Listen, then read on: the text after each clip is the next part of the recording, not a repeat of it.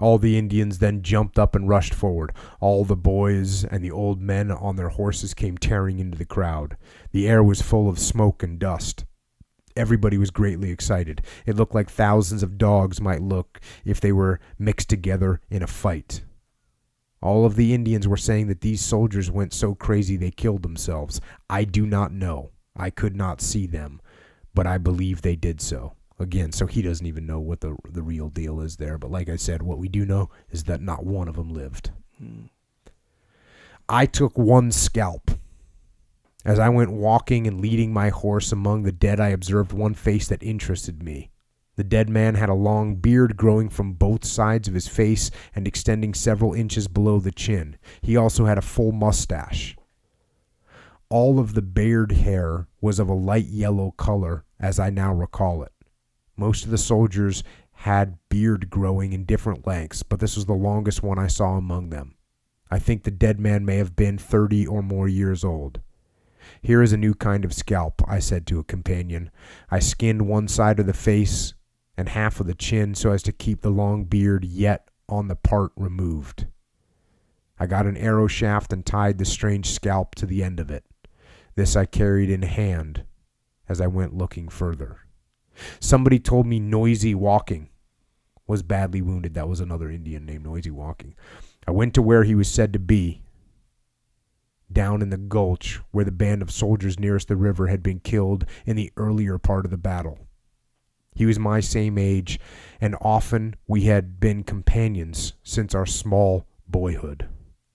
White Bull, an important medicine man, was his father. Noisy Walking had been hit by 3 different bullets, one of them having passed through his body. He also had some stab wounds in his side. I asked the young man, "How are you?" He replied, "Good." But he did not look well. One young Cheyenne took something from a dead soldier just after all of them had been killed. He was puzzled by it. Some others looked at it. I was with them. It was made of white metal and had glass on one side. On this side were marks of some kind. While the Cheyenne was looking at it, he got it up towards his ear. Then he put it up close. "It's alive," he said. Others put it to their ears and listened. I put it to mine. Tick, tick, tick, tick, tick, tick, it was saying. We talked about its use. We generally agreed that it was a soldier's special medicine. Many Indians came and wondered about it. The young man decided to keep it for his own medicine. So they found a watch on one of the soldiers, a little wind-up pocket watch. And to me, this was just a really good example of the, the cultural differences. They'd never seen a watch before.